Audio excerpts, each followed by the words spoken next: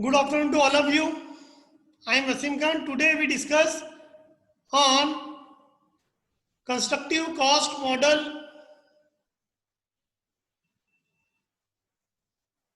जिसमें हम देखेंगे कि उसकी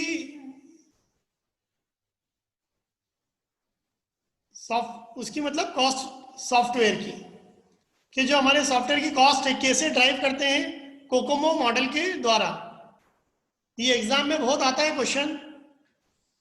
तो इसकी जो कॉस्ट, सॉफ्टवेयर की जो कॉस्ट हम ड्राइव करते हैं कोकोमो मॉडल में, पर्सनल फैक्टर एक ड्राइवर का काम करता है, जिसमें जो एप्लीकेशन एक्सपीरियंस है, जो सॉफ्टवेयर एप्लीकेशन का एक्सपीरियंस है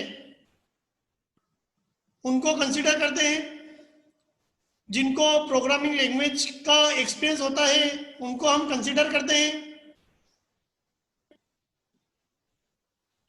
जिनको वर्चुअल मशीन का एक्सपीरियंस होता है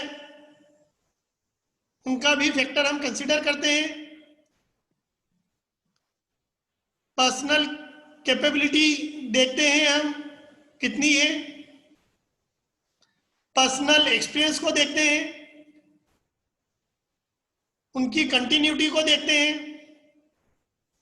उनको उस प्लेटफॉर्म का कितना एक्सपीरियंस है। हो सकता है किसी को लिनक्स पे कंफर्टेबल होता है, किसी को यूनिक्स पे, और किसी को विंडोज ऑपरेटिंग सिस्टम पे। तो उनको अलग अलग प्लेटफॉर्म पर कितना एक्सपीरियंस है, उनको जो लैंग्वेज है और जो टूल यूज कर रहे हैं जिसके ऊपर हमारा सॉफ्टवेयर डेवलप होगा या जिसके द्वारा डेवलप होगा, उनका कितना एक्सपीरियंस है। ये सारी चीजें पर्सनल फैक्टर में आती हैं। प्रोडक्ट फैक्टर में हम मेजर करते हैं सॉफ्टवेयर रिलायबिलिटी को, जो रिक्वायर्ड है, जो जरूरी है। डेटाबेस का जो साइज है उसको कंसीडर करते हैं। सॉफ्टवेयर प्रोडक्ट की जो कॉम्प्लेक्सिटी है उसको देखते हैं। रीयूजेबिलिटी जो रिक्वायर्ड है उसको कंसीडर करते हैं। और जो हमने डॉक्यूमेंटेशन तैयार किया है उसको मैच करते हैं लाइफ साइकिल मॉडल की नीड्स से। और प्रोडक्ट की जो रिलायबिलिटी और कॉम्प्लेक्सिटी है उसको कंसीडर करते हैं। कोकोमो कॉस्ट ड्राइवर मॉडल में हम तीसरा फैक्टर देखते हैं, प्लेटफॉर्म फैक्टर, कि जो हमारा सॉफ्टवेयर है उस पर्टिकुलर प्लेटफॉर्म पर किस कंडीशन में एग्जीक्यूट होगा, किस कंडीशन में उसका मेन स्टोरेज होगा, उसको ओवरऑल टाइम कंप्यूटर में कितना लगेगा, जो वर्चुअल मशीन की अस्थिरता है, वोलेटिलिटी है, वो कितनी है, प्लेटफॉर्म की जो वोलेटिलिटी है, अस्थिरता है, कितनी है, और प्लेटफॉर्म कितना डिफिकल्ट है। ये सारे फैक्टर हमारे प्लेटफॉर्म फैक्टर में आते हैं। चौथा जो फैक्टर रहता है कोकोमो कॉस्ट ड्राइवर में, प्रोजेक्ट फैक्टर होता है, जिसमें हम सॉफ्टवेयर टूल को जो यूज करते हैं उनकी बात करते हैं। मॉडर्न प्रोग्रामिंग प्रैक्टिस को यूज करते हैं।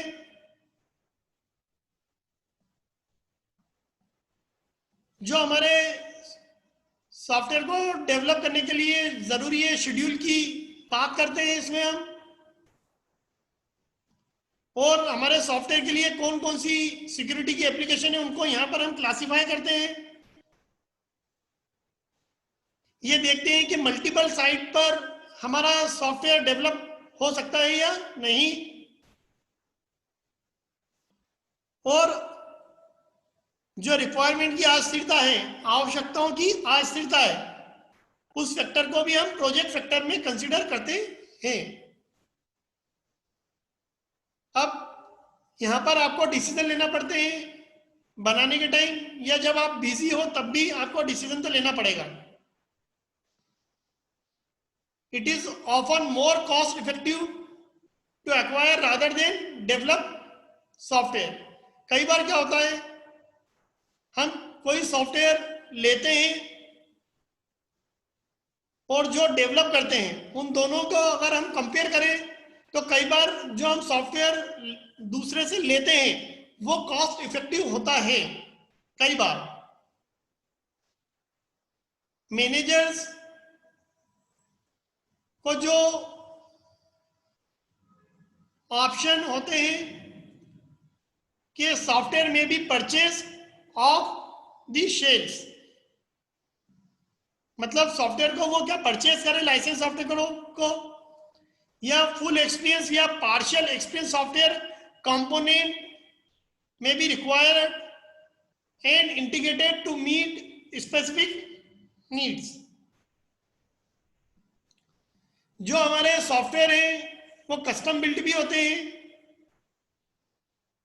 जिसमें जो आउटसाइड के कॉन्ट्रैक्टर हैं वो मिलते हैं परचेजर की स्पेसिफिकेशन के साथ. अब जो हम डिसीजन लेते हैं वो इन कंडीशन के साथ लेंगे. क्या हमारा सॉफ्टवेयर प्रोडक्ट जल्दी अवेलेबल हो जाएगा? देन इंटरनली डेवलप्ड सॉफ्टवेयर, जो हम इंटरनल डेवलप कर रहे हैं सॉफ्टवेयर, और जो सॉफ्टवेयर प्रोडक्ट मार्केट में वो जल्दी अवेलेबल हो जाएगा डेवलप करने से कंपेयर करें तो यहां पर एक डिसीजन लेना पड़ेगा आपको कि जो हमारा सॉफ्टवेयर प्रोडक्ट है या तो उसको मार्केट से जल्दी अवेलेबल हो रहा है तो फिर वो लें, तो एक डिसीजन लें. जो इंटरनली डेवलप कर रहे हैं सॉफ्टवेयर उससे. दूसरी जो कंडीशन है जहां डिसीजन लेना पड़ता है कि जो कॉस्ट ऑफ एक्विजिशन है और कॉस्ट ऑफ कस्टमाइजेशन है, इन दोनों को मिलाकर जो कॉस्ट होती है, अगर हम इंटरनली हमारे सॉफ्टवेयर को डेवलप कर रहे हैं उसकी कॉस्ट से क्या कम है या ज्यादा है, ये देखना पड़ेगा हमें. Will the cost of outside support be less than the cost of internal support. जो हम इंटरनल सपोर्ट को यूज करके हमारे सॉफ्टवेयर को डेवलप करेंगे उसकी कॉस्ट ज्यादा है किससे? कॉस्ट ऑफ आउटसाइड सपोर्ट, कि हम जो बाहर से मेंटेनेंस देते हैं, बाहर वाली पार्टी को मेंटेनेंस देते हैं हमारे सॉफ्टवेयर का, और जो खुद हम मेंटेनेंस करते हैं हमारी ऑर्गेनाइजेशन में, उन दोनों को कंपेयर करेंगे कि बाहर के कॉन्ट्रैक्टर को आप मेंटेनेंस देते हैं तो उसकी कॉस्ट और जो आप खुद मेंटेनेंस करते हैं इंटरनली, उन दोनों को कंपेयर करेंगे कि किसकी कॉस्ट कम है.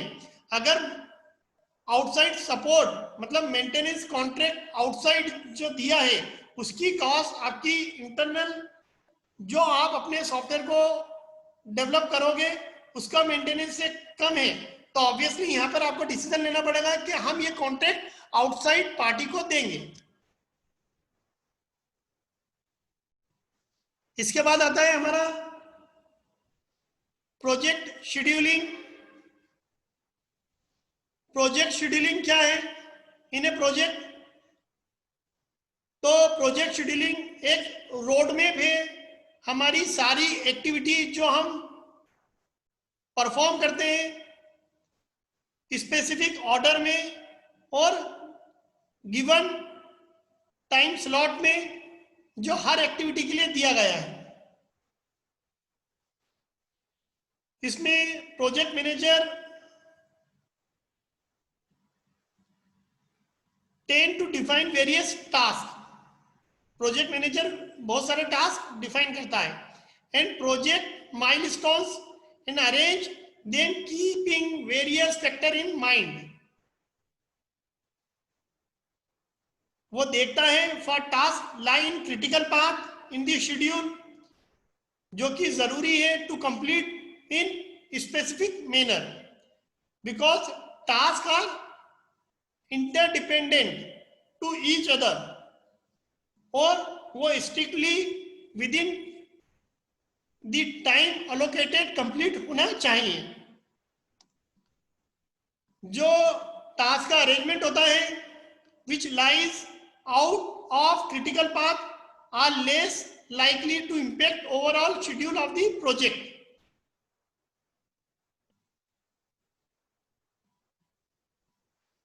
For scheduling a project, हमें जरूरी है break down the project task into smaller and manageable form. उसके बाद हमें फाइंड आउट करना है अलग अलग टास्क को और उनको कोरिलेट करना है। देन आफ्टर हमें एस्टिमेट करना है टाइम फ्रेम हर टास्क के लिए,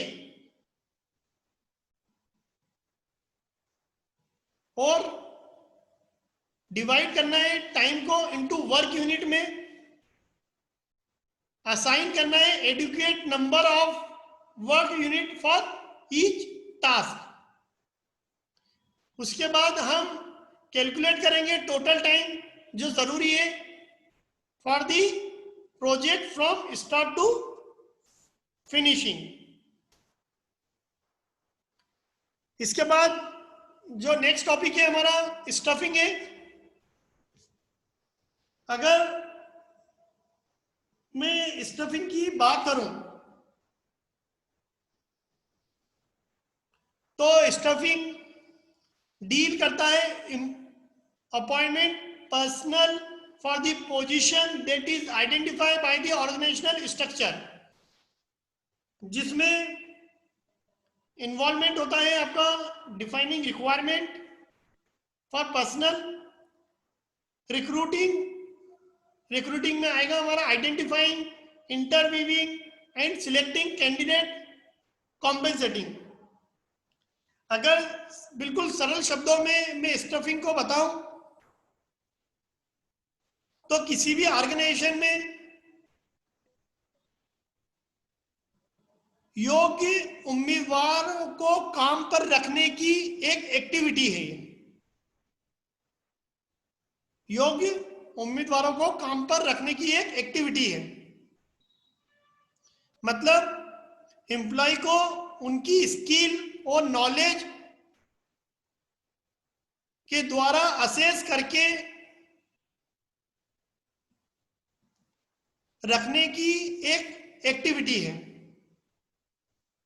तो stuffing is the most important part of project management.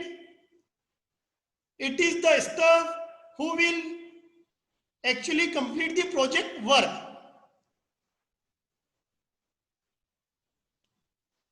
Staff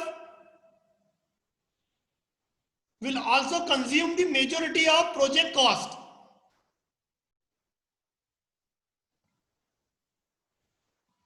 ये बहुत जरूरी है, planning and acquiring the right staff at the right time for the right duration.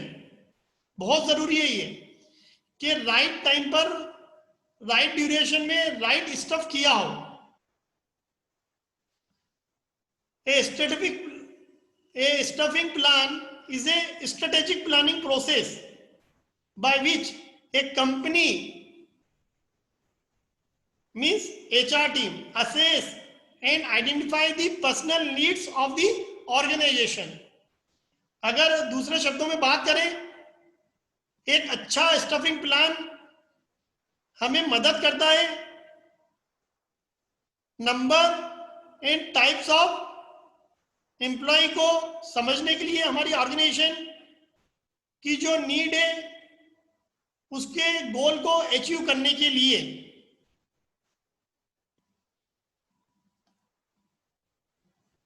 इसके बाद है प्रोजेक्ट रिस्क मैनेजमेंट। तो रिस्क मैनेजमेंट में इन्वॉल्व होती है हमारी सारी एक्टिविटी जो रिलेटेड होती है आइडेंटिफिकेशन से, एनालाइजिंग से, मेकिंग प्रोविजन से for prediction and non prediction risk in the project. Prediction का मतलब होता है पूर्व में अनुमान लगा ले रिस्क का, और नॉन प्रिडिक्शन का मतलब है पूर्व में हमने अनुमान नहीं लगाया है रिस्क का, उसको भी इन्वॉल्व करेंगे। तो रिस्क के अंदर इंक्लूड होती है experience staff living the project and new staff is coming. जो हमारा एक्सपीरियंस होल्डर स्टाफ है वो छोड़ रहा है ऑर्गेनाइजेशन को, और नया स्टाफ आ रहा है हमारी ऑर्गेनाइजेशन में, ये भी एक रिस्क है। जो हमारी ऑर्गेनाइजेशन के मैनेजमेंट में चेंज होता है, ये भी एक रिस्क है प्रोजेक्ट की। जो रिक्वायरमेंट में चेंज होता है और जो मिस इंटरप्रीट होती है रिक्वायरमेंट, वो भी हमारे प्रोजेक्ट रिस्क मैनेजमेंट में ही आती है। Under estimation of required time and resources comes in project risk management. इसमें टेक्नोलॉजिकल चेंजेस आते हैं, इन्वायरमेंटल चेंजेस आते हैं, और बिजनेस कंपटीशन भी आता है। जो हमारी रिस्क मैनेजमेंट प्रोसेस है, उसमें जो एक्टिविटी इन्वॉल्व होती है, आइडेंटिफिकेशन, जिसमें make note all possible risk which में अकर इन दी प्रोजेक्ट। उनको आइडेंटिफाई करना है जितनी भी पॉसिबल रिस्क है हमारे प्रोजेक्ट में। Second, categorize non-risk into high, medium and low risk intensity as per their possible impact on the project। ये हाई भी हो सकती है, मीडियम भी हो सकती है और लो भी हो सकती है कि इसका इंपैक्ट प्रोजेक्ट के ऊपर कितना है।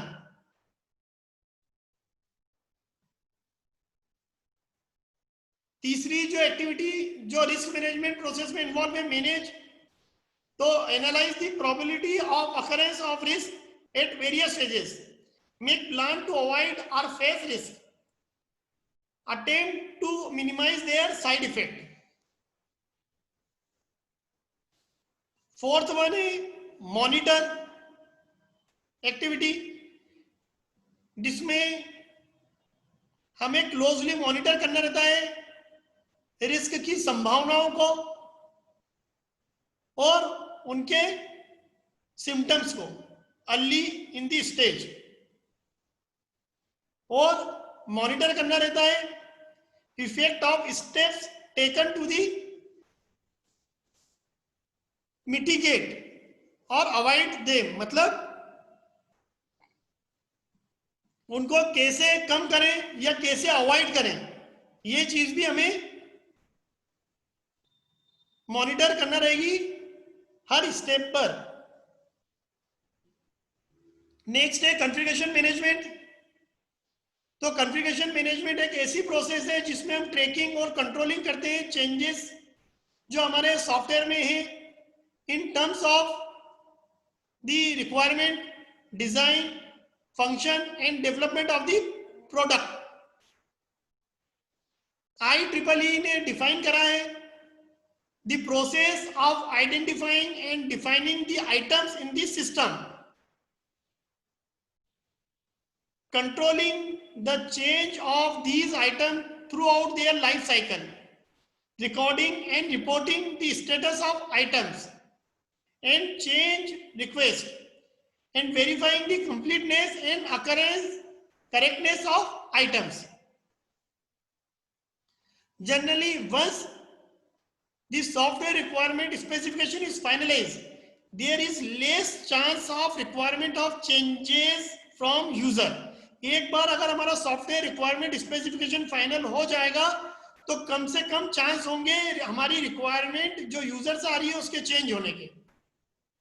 अगर फिर भी कोई चेंज अकर होता है तो वो चेंजेस को हम एड्रेस करेंगे सिर्फ और सिर्फ prior approval of higher management, as there is a possibility of cost and time overrun। और उसमें हम ये देखेंगे कि उसमें कॉस्ट और जो टाइम है ज्यादा तो नहीं लग रहा है उसकी जो रिक्वायरमेंट अभी आई है उसकी वजह से। तो आज का लेक्चर में यही समाप्त करूंगा। Thank you very much.